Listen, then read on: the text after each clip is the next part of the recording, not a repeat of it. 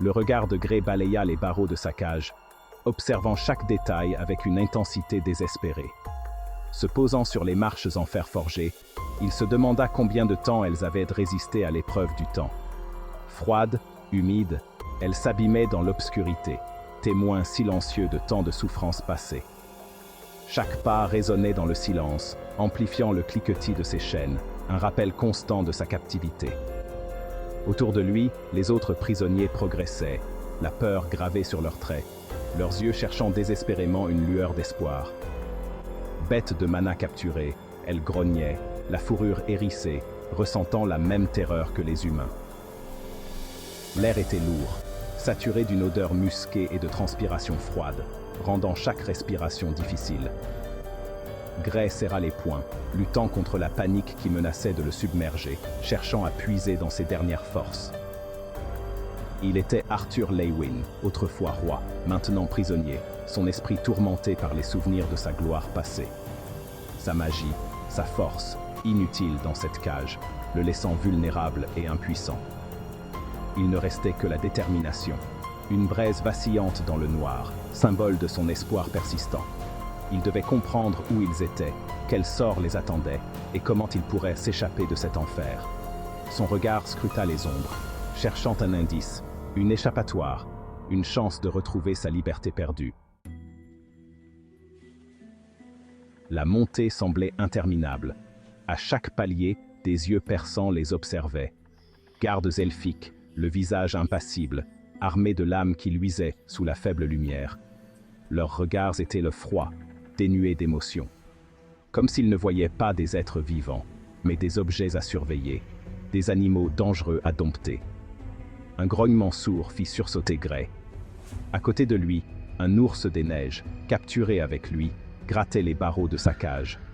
Sa fourrure habituellement immaculée était salie par la boue, et ses yeux reflétaient une fureur sauvage. La bête sentait le danger, tout comme lui. Gray posa une main sur le métal froid, essayant de puiser du courage dans sa détermination. Il ne devait pas céder à la peur, pas maintenant. L'air se rafraîchit, devenant plus léger à mesure qu'il montait. Un parfum subtil, presque floral, remplaça l'odeur nauséabonde de la cage. Des murmures étouffés parvenaient du haut de l'escalier, des bribes de conversation dans une langue qu'il ne comprenait pas. L'elfique. Une lueur verte, faible mais distincte, filtrait maintenant des marches supérieures. L'espoir naquit dans le cœur de Gray. Une lueur fragile, certes, mais suffisante pour chasser une partie de l'ombre qui menaçait de l'engloutir. Il ne comprenait pas ce qui l'attendait, mais au moins, il n'était plus seul dans l'obscurité totale. Il sentait la présence d'autres êtres vivants, et cela, étrangement, le rassurait. Il allait affronter son destin, quel qu'il soit. Enfin, ils atteignirent le sommet de l'escalier. Un soupir de soulagement involontaire échappa aux lèvres de Gray.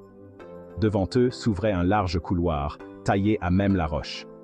Des cristaux verts, incrustés dans les murs, baignaient l'espace d'une lumière irréelle.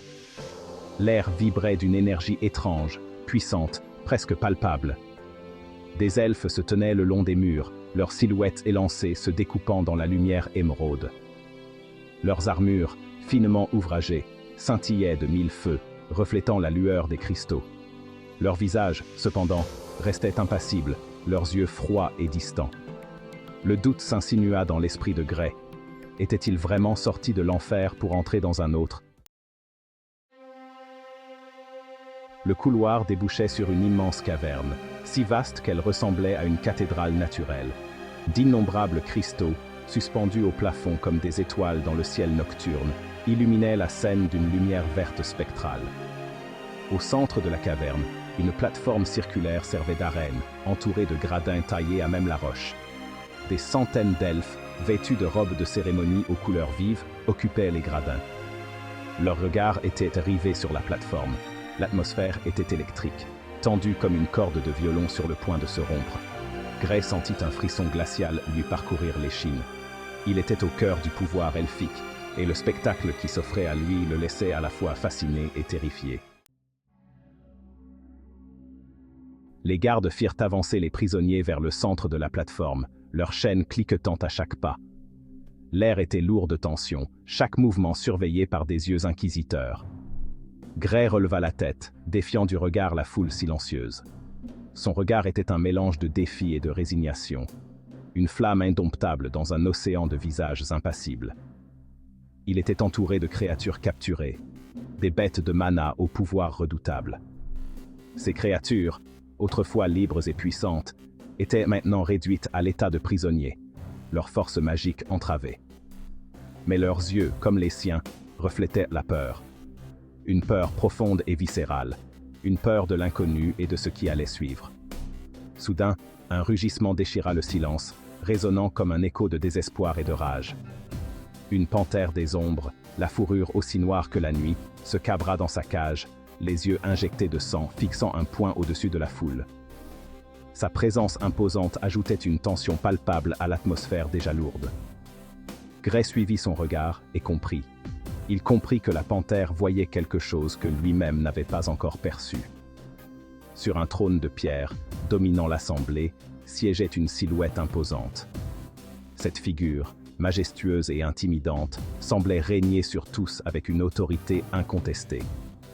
Un elfe, plus grand et plus majestueux que tous les autres, se tenait là, observant la scène avec une intensité glaciale. Ses yeux, d'un vert profond et perçant, brillaient d'une lueur étrange. Une lueur qui semblait percer l'âme de quiconque osait croiser son regard. Une lueur de pouvoir ancien et terrible. Un pouvoir qui semblait remonter aux origines mêmes de leur monde. Un pouvoir que peu pouvaient comprendre ou défier. Une voix grave et résonnante, amplifiée par la caverne, brisa le silence. C'était l'elfe sur le trône qui parlait. Il prononça une série de phrases dans une langue que Gray ne comprenait pas. Un murmure parcourut l'assemblée. Un autre elfe plus jeune s'avança. Il traduisit les paroles du dirigeant. « Prisonniers, vous avez été amenés ici pour être jugés. Vous êtes accusés d'avoir pénétré illégalement sur nos terres sacrées. » Le ton était neutre, dépourvu de toute émotion. Mais Gray percevait la menace sous-jacente. Il savait que ces mots, aussi creux soient-ils, scellaient le destin des prisonniers. Un à un, les prisonniers furent jugés. Certains, les plus faibles, furent condamnés à l'exil. D'autres, ceux qui avaient osé se rebeller, furent exécutés sur le champ. Le cœur de Gray se serra à chaque fois qu'une vie était fauchée. Il était impuissant, incapable de faire quoi que ce soit pour les aider. Son tour arriva enfin. Le regard du chef elfe se posa sur lui, froid et perçant. Gray se redressa, le menton levé. Il ne s'attendait à aucune pitié, à aucune clémence. Il était prêt à faire face à son destin. « Arthur Leywin », annonça le jeune elfe, « le conseil a délibéré. Vous êtes… » Un silence interminable s'abattit sur la caverne. Innocent. La surprise de Gray fut totale. Innocent ? Pourquoi ? Il ne comprenait pas. Le chef elfe fit un geste de la main. Deux gardes s'approchèrent de Gray et le libérèrent de ses chaînes. « Suivez-moi », ordonna l'un d'eux. Gray hésita un instant, puis se résolut à obéir. Il traversa la foule silencieuse, le regard des elfes le brûlant comme un feu invisible. Il ne comprenait pas ce qui se passait, mais il sentait que quelque chose clochait. Être innocent était-il une bénédiction ? Ou était-ce une condamnation déguisée, le prélude à un destin encore plus sombre ? Les gardes conduisirent Gray à travers un labyrinthe de couloirs sombres et sinueux. Ils finirent par arriver devant une porte massive en acier, gardée par deux elfes lourdement armés. L'un des gardes murmura quelque chose dans une langue que Gray ne comprit pas. La porte s'ouvrit dans un grincement sinistre. Une odeur nauséabonde d'humidité et de moisissure accueillit Gray. La cellule était petite, éclairée par une seule torche vacillante. Au fond, une silhouette était assise dans un coin. « Père ?» murmura Gray, incrédule. L'homme leva la tête. Son visage était hagard, marqué par la fatigue et l'inquiétude, mais ses yeux brillaient d'une lumière familière. C'était bien son père, Reynolds Leywin. « Arthur !» s'exclama Reynolds en se levant d'un bond, son cœur battant la chamade. Il se précipita vers son fils et le serra dans ses bras, comme s'il ne voulait jamais le lâcher. Tu es vivant. Je pensais que... Sa voix se brisa d'émotion, les larmes coulant librement sur ses joues. Gray, submergé par le soulagement, lui rendit son étreinte, sentant la chaleur et la sécurité de son père. Il était vivant, et son père aussi. Ils étaient ensemble, contre toute attente.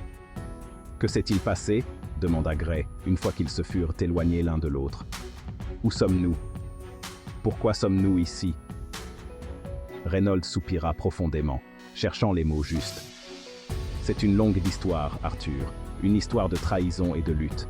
Mais sache une chose, nous ne sommes pas seuls dans ce combat.